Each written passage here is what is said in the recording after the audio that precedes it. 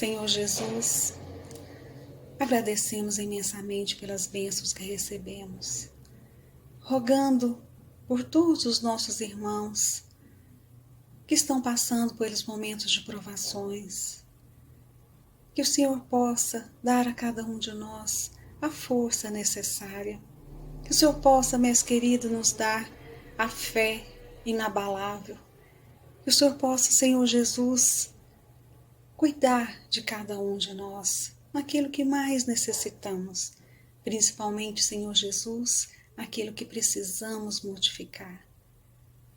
Agradecemos imensamente pelas bênçãos que recebemos, principalmente, Mestre Jesus, pelo lar que nos acolhe e nos protege nessas noites frias, rogando pelos nossos irmãos que estão em situação de vulnerabilidade, os que estão em situação de rua, que o Senhor possa abençoar a cada um, protegendo e guiando, sempre por melhores caminhos.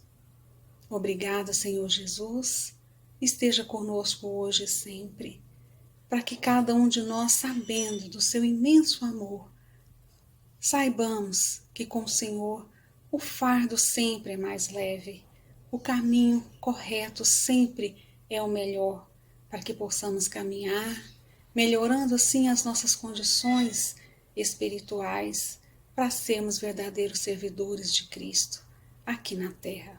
Obrigada, Senhor, e que assim seja.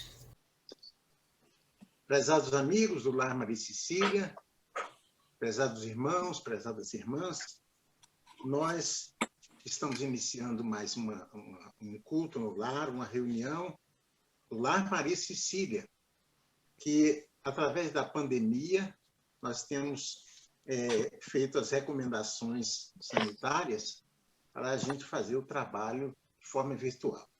E hoje nós temos a alegria de ter aqui entre nós o nosso companheiro de Lusiânia, o nosso irmão Rui Barbosa Meireles. Ele é presidente do Centro Espírita Paz, Amor e Caridade, lá em Lusiânia, e é diretor de unificação da Federação Espírita do Estado de Goiás.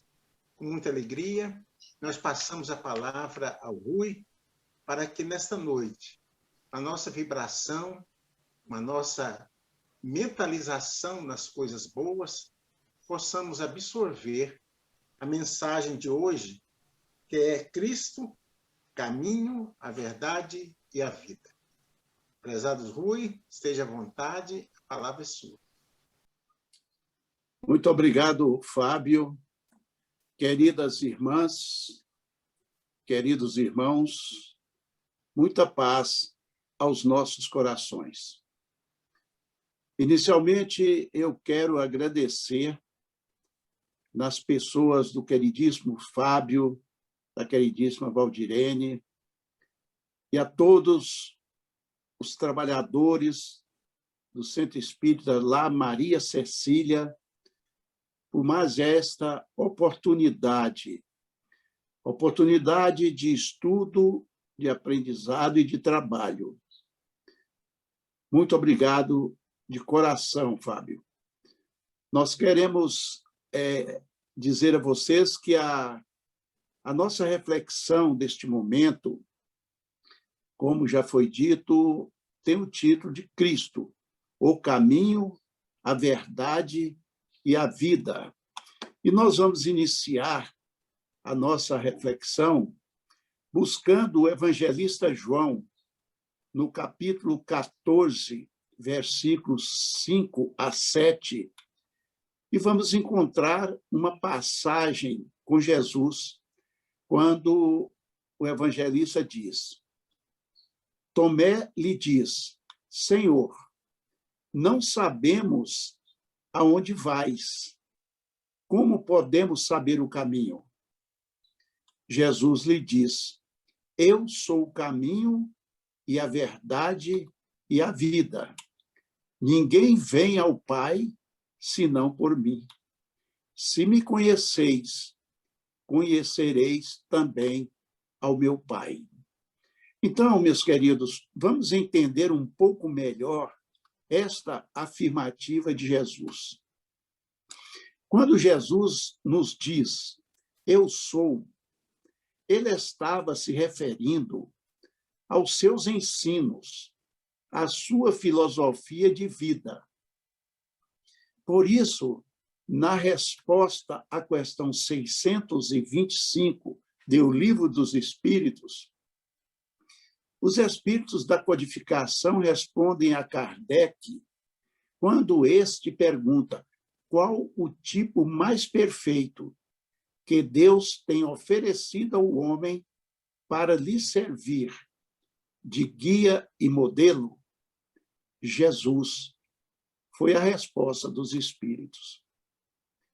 Quando Jesus diz caminho, ele estava se referindo que ele é o caminho que devemos trilhar, ou seja, seguir e vivenciarmos os seus ensinamentos, que estão contidos nos evangelhos. Quando Jesus diz verdade, ele estava se referindo que o evangelho, contendo os seus ensinos, é a expressão mais pura das leis cósmicas trazidas para a criatura humana. Quando Jesus diz vida, ele estava se referindo à verdadeira vida, que é a vida espiritual. Na parábola do filho pródigo, fica fácil entender esta verdadeira vida na simbologia dos vivos e dos mortos. Quando Jesus diz: ninguém vem ao Pai senão por mim, ele estava se referindo que ninguém conseguirá ascender espiritualmente caso deixe de seguir os seus ensinos, que também estão contidos nos seus evangelhos. Ora, vamos aprofundarmos um pouco mais sobre essas questões, porque tem algo muito importante na fala de Jesus e que nós devemos estar muito atentos. Porque Jesus fala assim, eu sou o caminho, a verdade e a vida. Então, é um caminho específico, é uma verdade específica e é uma vida também específica. O artigo caracteriza essa especificidade. Ele não falou, eu sou o caminho, verdade e vida. Ele falou, eu sou o caminho. Quer dizer, não tem outro caminho. Ele é o caminho. Ele é a verdade. Não tem outra verdade além da do Cristo. E ele diz que é a vida. Ninguém simbolizou e representou, melhor dizendo, essa vida pujante, essa vida maior, essa vida espiritual do que Jesus. Então, vamos entender com mais profundidade essa questão caminho. Eu sou o caminho. Vamos lembrar da história de Bartimeu, o cego de Jericó, relatada em Marcos, capítulo 10, versículos 46 a 52. Diz Marcos, Bartimeu já estava junto ao caminho do Cristo. Estava prestes a entrar no caminho, mas ainda não percebia a realidade desse caminho, pois não enxergava. Bartimeu chamou por Jesus. Ele pediu misericórdia por ainda não estar no caminho, por não enxergar ainda a realidade espiritual. Então, nós vamos ver que nessa passagem, Bartimeu, ele não conhecia o caminho espiritual, porque ele não conhecia isso. Então, Bartimeu era repreendido por suas atitudes de melhora, pelo seu esforço de cura, pela sua intenção de seguir o caminho que é Jesus. As adversidades tentavam calar a sua voz, tentavam desanimá-lo, porque nós conhecemos essa história, e Bartimeu gritava o nome de Jesus, porque ele sabia, ele percebia que Jesus estava passando por aquela estrada, por aquele caminho. E as pessoas repreendiam Bartimeu, porque Bartimeu gritava cada vez mais alto. Quando Jesus o atendeu, e quando Bartimeu, o cego de Jericó, tomou contato com o Cristo, deixou tudo para trás. Não se deixou prender mais pelas materialidades. Ele abriu mão das exterioridades e pediu para ver. Queria ver. Ele queria enxergar além da escuridão. E quando nós buscamos esse caminho que é Jesus, a nossa proposta é justamente o despertamento para a vida maior, a vida espiritual. E para que nós consigamos alcançar esse objetivo, nós temos que deixar para trás, como Bartimeu fez, todas as agruras, desafios, dificuldades, e partir para uma nova etapa de vida, agora enxergando, como foi o caso de Bartimeu. A fé de Bartimeu fez com que ele enxergasse a realidade e seguisse o caminho. Porque qualquer um que se dispunha a ver a realidade do Espírito e a seguir o caminho, encontra forças insuspeitadas dentro de si. Então, nós vamos ver que não é somente enxergar o caminho, não é somente descobrir o caminho, que é Jesus, mas, essencialmente, segui-lo. Foi o que Bartimeu fez. E o caminho, esse caminho que é Jesus, não tem volta, não tem retorno, é só para frente. Por isso, não é muito produtivo comparar o tempo de cada um. Bartimeu teve o seu tempo de enxergar, de optar pelo caminho e de seguir o caminho. Cada um de nós estamos num ponto da caminhada. Será que nós enxergamos o caminho? Será que nós conhecemos esse caminho? Será que nós estamos seguindo por esse caminho? Evidentemente que cada um de nós tem o seu tempo. Isso é verdade. Mas, desde que esteja no caminho, não há muita diferença. Ou, pelo menos, não damos a essa diferença uma importância tão grande, pois o importante é estar no caminho. E aí nós vamos entender quando a espiritualidade nos fala que cada um de nós estamos num estágio espiritual. E é um estágio espiritual próprio. Por isso, nós não podemos comparar pessoas.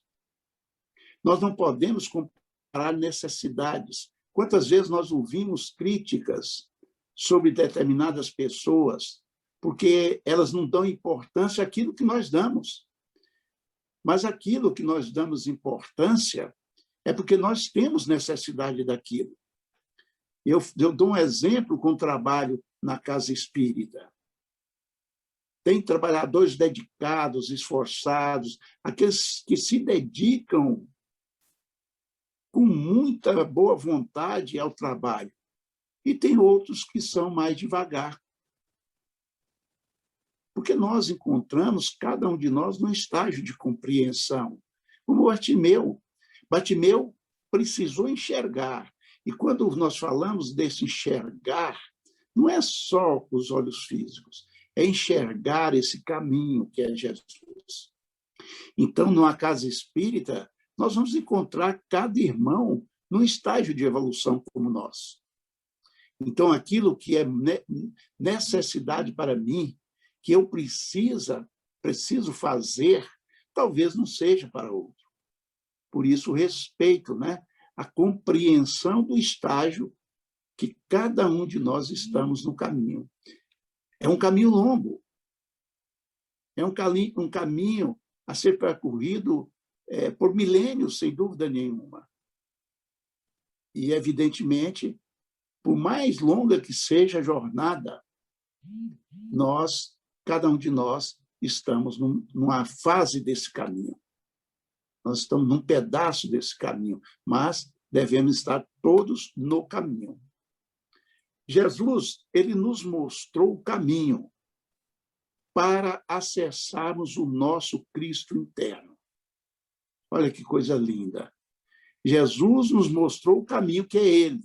Eu sou o caminho, a verdade e a vida. E com esse ensinamento do caminho, nós vamos conseguir acessar o Cristo interno de nós. Todo o seu ensino, todo o ensinamento de Jesus passa pelo caminho, porque passa por ele. Portanto, o objetivo do caminho é o reino de Deus, ou o reino dos céus, ou o Cristo interno, o Cristo de cada um de nós. Então, todos nós estamos aqui para aprender. O destino de todos nós é a felicidade, a conquista do Cristo interno.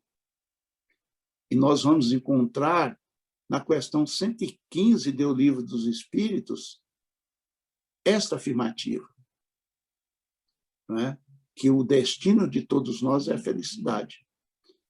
Quando os Espíritos nos disseram que todos nós, espíritos, somos criados simples e ignorantes, quer dizer, sem o conhecimento, mas que Deus nos deu uma missão para, através do conhecimento, nós buscarmos a verdade, e a verdade vai nos fazer livres, vai nos fazer felizes. Então, o nosso desiderato final é a felicidade. Alguns de nós caminham mais depressa, outros mais devagar. Ao longo dos séculos, através das múltiplas reencarnações, nós damos muitas voltas, andamos em círculos, pois teimamos em aceitar o caminho reto das leis de Deus, as quais, sem dúvida nenhuma, estão a nos reger os destinos. Mas vai chegar um momento em que decidimos entrar no caminho, e essa decisão é definitiva. É um caminho sem volta, como dissemos. Quem nele entra não quer mais sair, não quer mais voltar. É algo diferente de tudo o que se experimentou ou imaginou. E o caminho que Jesus nos ensinou é que ele é o verdadeiro caminho. E essa verdade, eu sou a verdade. Muitos aceitam a verdade, estendem-lhe as lições, advogam-lhe a causa e proclamam-lhe os méritos. Entretanto, a verdade libertadora é aquela que conhecemos na atividade incessante do eterno bem. Penetrar essa verdade libertadora é compreender as obrigações que nos competem. Discernir esta verdade é renovar o próprio entendimento e converter a existência num campo de responsabilidade para com o melhor. É perceber o sentido da vida e crescer em serviço e burilamento constantes. É o desbastamento da pedra bruta que ainda somos. Portanto, a verdade não é aquilo que nos convém, nem aquilo que nos interessa, nem o que nos é afim, e nem mesmo aquilo que podemos aceitar com simpatia. É interessante essa colocação. A verdade, ela é o que é, a realidade viva e crua, consoante a revelação. A verdade é, muitas vezes, aquilo que nós não queremos que seja, aquilo que nos desagrada, aquilo que nós antipatizamos. Pode ser aquilo que nos prejudica o interesse e até mesmo aquilo que não cabe em nós. A verdade não se acomoda ao homem, nem às coisas dessa vida. O homem que se há de acomodar a ela, se a quiser conhecer e possuir. A verdade é sempre senhora e soberana. Jamais se curva, jamais se torce, jamais se amolda. Por isso a afirmativa: conhecereis a verdade e a verdade vos libertará. Porque se a verdade for se amoldar, se a verdade for de conveniências, ela não será uma verdade. Então, quem desconhece a verdade é indigno dessa mesma verdade, porque só a desconhecem aqueles que a rejeitam. E o homem está que tão repetidamente a tem repudiado que acaba por não saber mais o que ela seja, como sucedeu a Pilatos. Porque muitos são os homens que, querendo moldar a verdade aos seus interesses, não a reconhecem como verdade. E como nós falamos, a verdade, ela é única, ela é soberana. Foi justamente a única pergunta que Jesus não respondeu. Foi a que Pilatos fez para ele: o que é a verdade? E ele não respondeu. Porque a verdade não abarca interesses outros. Segundo o relato do evangelista João, no capítulo 8, versículo 31 e 32, ele relata o seguinte: dizia Jesus então aos judeus que haviam crido nele: se vos permanecerdes na minha palavra, sois verdadeiramente meus discípulos, e conhecereis a verdade, e a verdade vos libertará. E nós vamos buscar agora o que nós referimos, né, na questão 115 do Livro dos Espíritos, quando os espíritos da codificação dizem a Kardec que a cada um Deus deu uma missão, com o fim de esclarecê-los e de os fazer chegar progressivamente à perfeição pelo conhecimento da verdade para aproximá-los de si. Então, vejam bem, está na nossa criação. Sem o conhecimento dessa verdade, nós não vamos chegar à perfeição. Então, é muito importante isso. O conhecimento da verdade constitui uma aquisição de luz para facultar o progresso espiritual do homem. A tarefa da verdade é dignificar o homem. Por isso, a verdade como a luz são metas que a todos cumprem alcançar. O homem que conhece a verdade como ela se identifica, e transforma-se.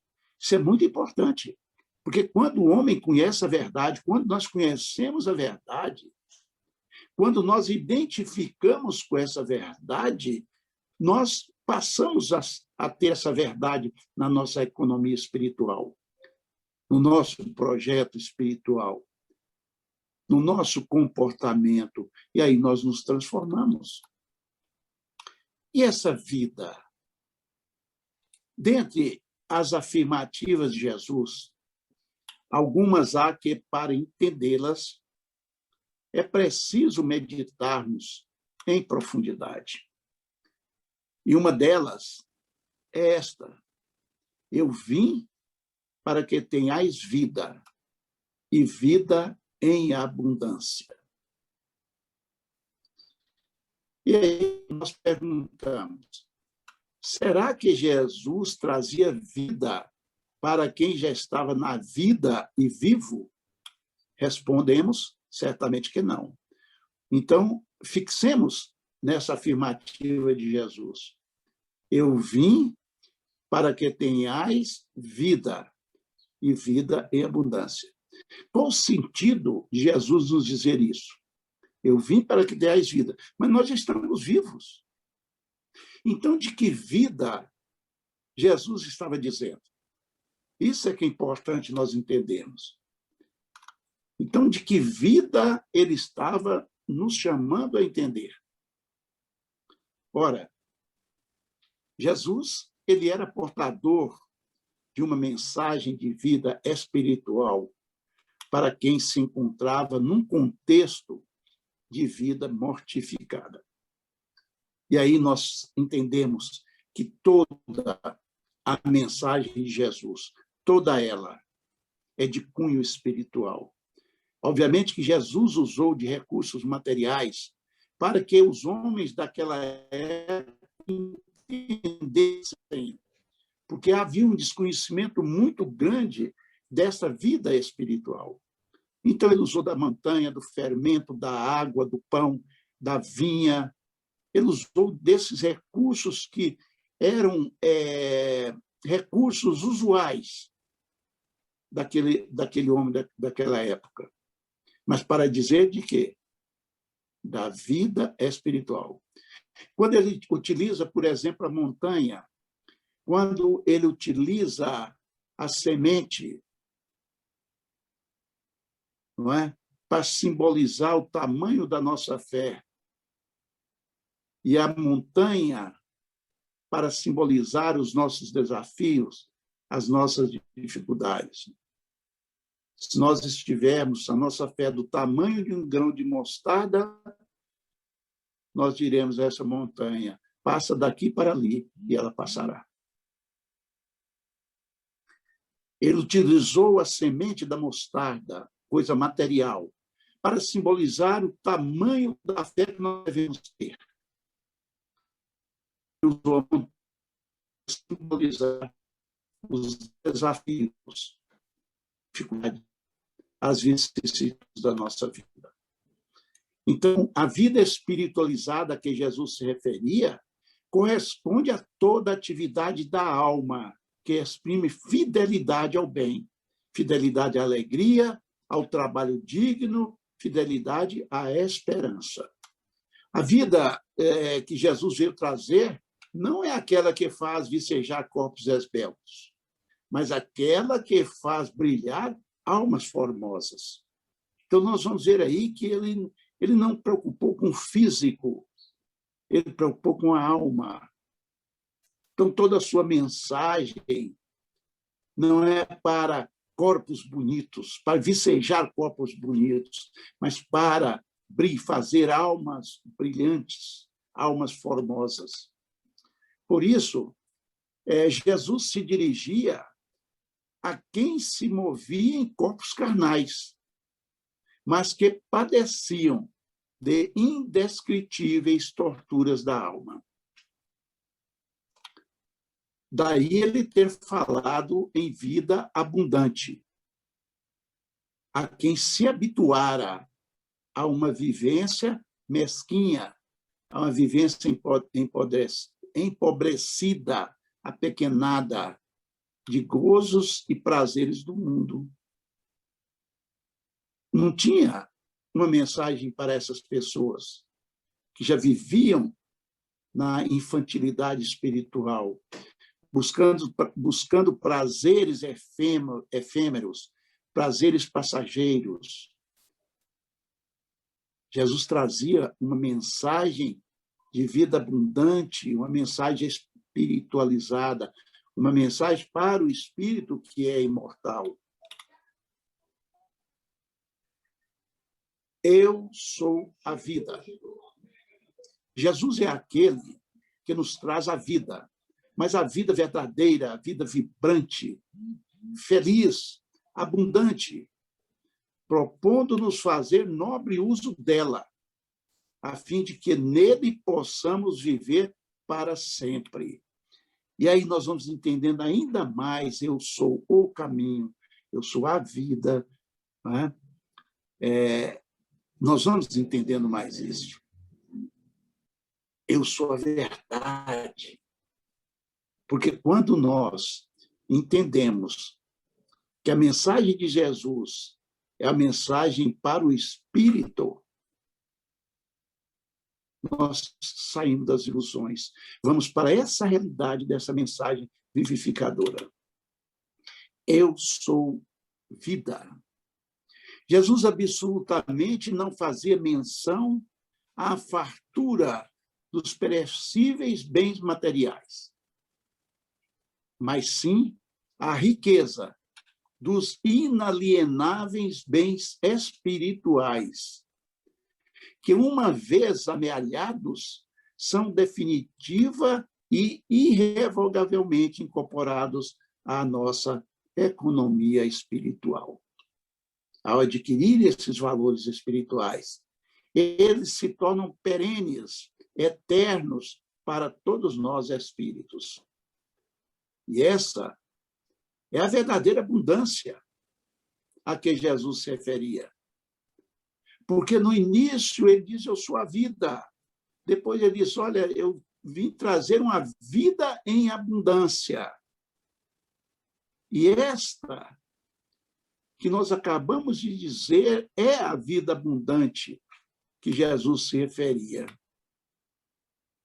Segundo o relato do evangelista João, no capítulo 11, versículo 25, Jesus vai dizer que ele é a ressurreição e a vida.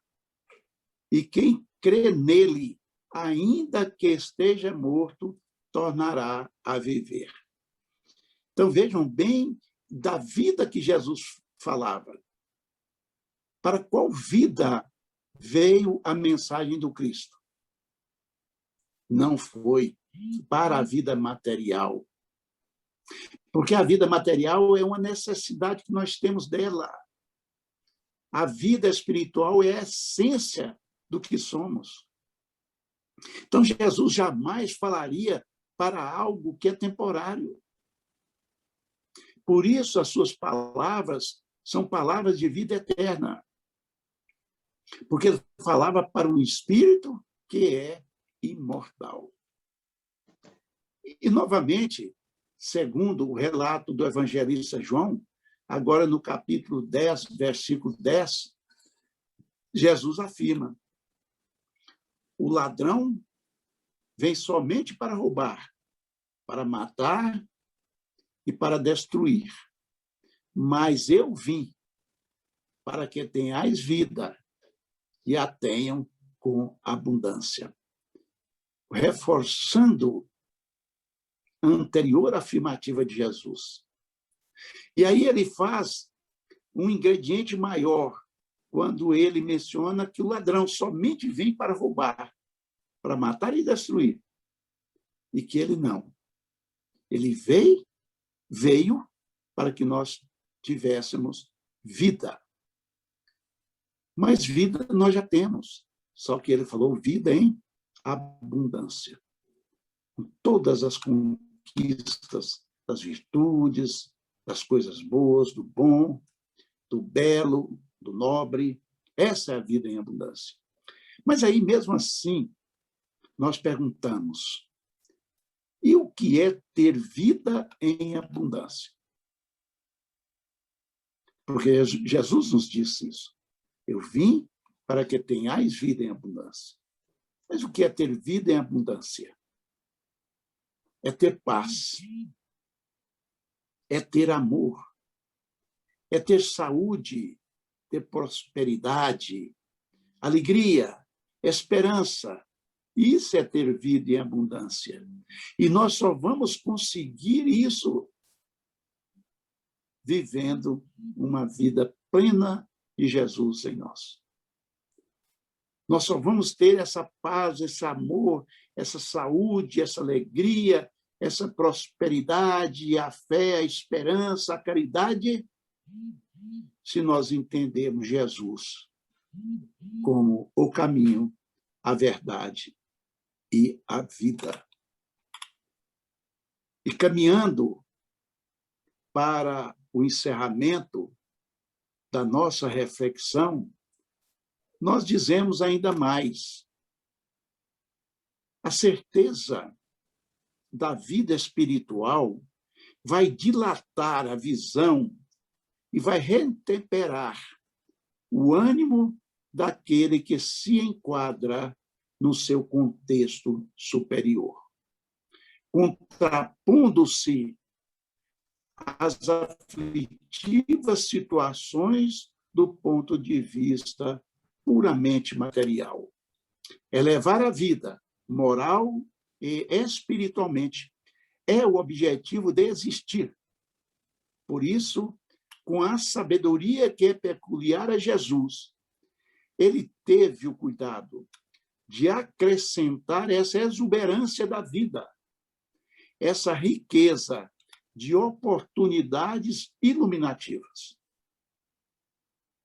A vida a que Jesus falou é a vida tocada pela presença do amor, rica em benevolência e sabedoria, assinalada por lutas edificantes e pela luz da caridade, construindo outras vidas nos esforços de abnegação e de sacrifícios.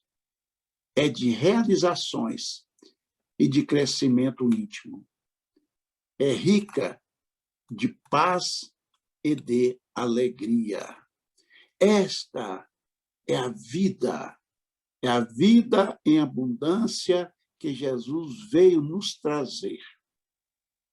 E, queridas irmãs e queridos irmãos, que nós possamos compreender cada vez mais e em profundidade essa afirmativa de Jesus, porque ela nos salvará, ela nos tornará livres. Eu sou o caminho, a verdade e a vida. E finalizamos com uma pergunta para todos nós: o que fazer? O que fazer para entendermos isso? Nós sabemos que temos imensas distâncias a vencer no caminho para adquirir a verdade e a vida nas suas significações integrais. Portanto, continuemos perseverantes no caminho. E que esse caminho que é Jesus de Nazaré, este caminho que é o nosso guia e nosso modelo, esse caminho que é o governador espiritual do nosso orbe, esse caminho que disse um dia ao Pai: Pai, nenhuma das ovelhas que tu me confiasses se perderá. E, queridas irmãs e queridos irmãos, nós somos essas ovelhas. Muita paz ao coração de todos e que assim seja. Que assim seja, Rui. Nós agradecemos a sua presença aqui entre nós, mesmo de forma virtual. Agradecemos pelas suas palavras e pela lição benéfica a respeito do nosso Cristo Jesus, o governador espiritual da nossa terra, aquele que não nos deixa sós, e que mesmo nas tribulações, nos problemas da vida, está bem perto de cada um. Que a paz de Deus esteja conosco. Que assim seja. Que assim seja. Jesus, bom e amado Mestre, mentor espiritual de todos nós, governador do nosso planeta Terra. Que a tua bênção divina abençoe as águas que estão sobre a nossa mesa nesse instante, dando os fluidos e o remédio necessário para o nosso fortalecimento e para a cura de alguma doença que estivermos sofrendo. Que a tua paz, que a tua bênção esteja conosco, porque confiamos, Senhor, que a tua luz divina clareie os nossos caminhos, os caminhos de toda a terra. Que assim seja.